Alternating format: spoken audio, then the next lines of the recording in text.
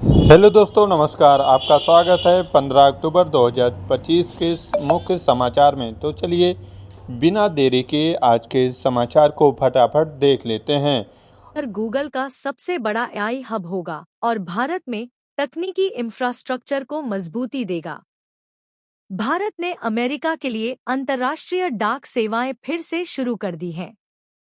नई व्यवस्था के तहत delivery duty paid (DDP) system लागू होगा, जिससे कस्टम क्लियरेंस तेज और आसान होगा। भारत ने वेस्ट इंडीज को 2 टेस्ट मैचों की सीरीज में 2-0 से हराकर विश्व टेस्ट चैंपियनशिप में अपना दबदबा बढ़ाया। अहमदाबाद और दिल्ली में भारतीय टीम ने शानदार जीत हासिल की। दिल्ली एनसीआर में वायु गुणवत्ता बिगड़ी है, इसलिए ग्रैब स्टेज आई के तहत वाहन और निर्माण गतिविधियों पर प्रतिबंध लागू कर दिया गया है। लोगों को सार्वजनिक चेतावनी और स्वास्थ्य उपाय अपनाने के लिए कहा गया है। भारत और श्रीलंका में सामाजिक और आर्थिक योजनाओं के तहत तमिल परिवारों के लिए नए घर बनाने की घोषणा की गई है। इस योजना से प्रभावित लोगों को राहत और बेहतर जीवन सुविधा मिलेगी।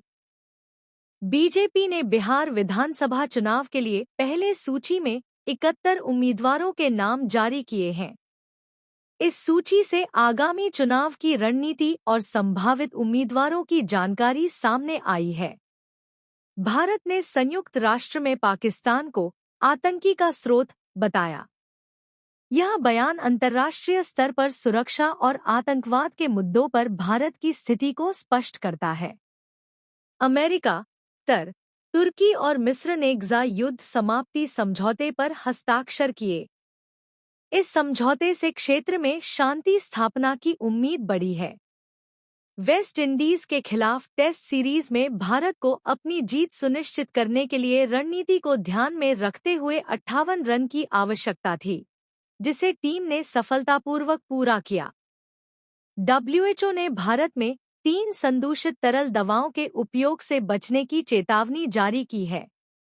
जनता को सावधानी बरतने और मानक स्वास्थ्य उपाय अपनाने की सलाह दी गई है। एनएचएआई ने घोषणा की है कि वह शहरों के कचरे से सड़कें बनाने की योजना 2027 तक लागू करेगा। इस पहल से पर्यावरण की सुरक्षा और पुनर्चक्रण को बढ़ावा मिलेगा। रॉय मैकलॉय ने भारत में डीपी वर्ल्ड इंडिया चैंपियनशिप में भाग लिया और अपने प्रदर्शन से दर्शकों का ध्यान आकर्षित किया। कतर एयरवेज की फ्लाइट ने अहमदाबाद में आपातकालीन लैंडिंग की। यात्रियों की सुरक्षा के लिए तत्काल कार्रवाई की गई और सभी सुरक्षित हैं। टाटा सन्स ने अपने सीईओ एन चंद्रशेखरन का कार्यकाल बढ़ाने की घोषणा की। इससे कंपनी के दीर्घकालीन नेतृत्व और रणनीति को मजबूती मिलेगी। भारत ने यूएन शांति मिशनों में 3 लाख से अधिक सैनिक भेजे हैं। इस कदम से अंतर्राष्ट्रीय स्तर पर भारत की भूमिका मजबूत हुई है। चीन ने अमेरिका को चेतावनी दी कि वर्तमान विवाद का गलत समाधान खतरनाक परिणाम ला सकता है। दोनों देशों के बीच कूटनीतिक वार्ता जारी है। वेनेजुएला में सोने की खदान धंसने से 14 मजदूरों की मौत हुई। राहत और बचाव कार्य तत्काल जारी हैं। मिस्र ने गाजा संघर्ष समाप्ति के लिए वैश्विक शांति सम्मेलन की मेजबानी की। अंतर्राष्ट्रीय समुदाय ने इसका समर्थन किया।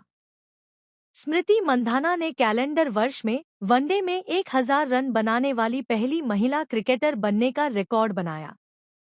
दिल्ली गुरुग्राम के बीच नमो भारत कॉरिडोर शुरू किया गया, जिससे यात्रा का समय 100 मिनट तक कम होगा और यातायात सुगम होगा।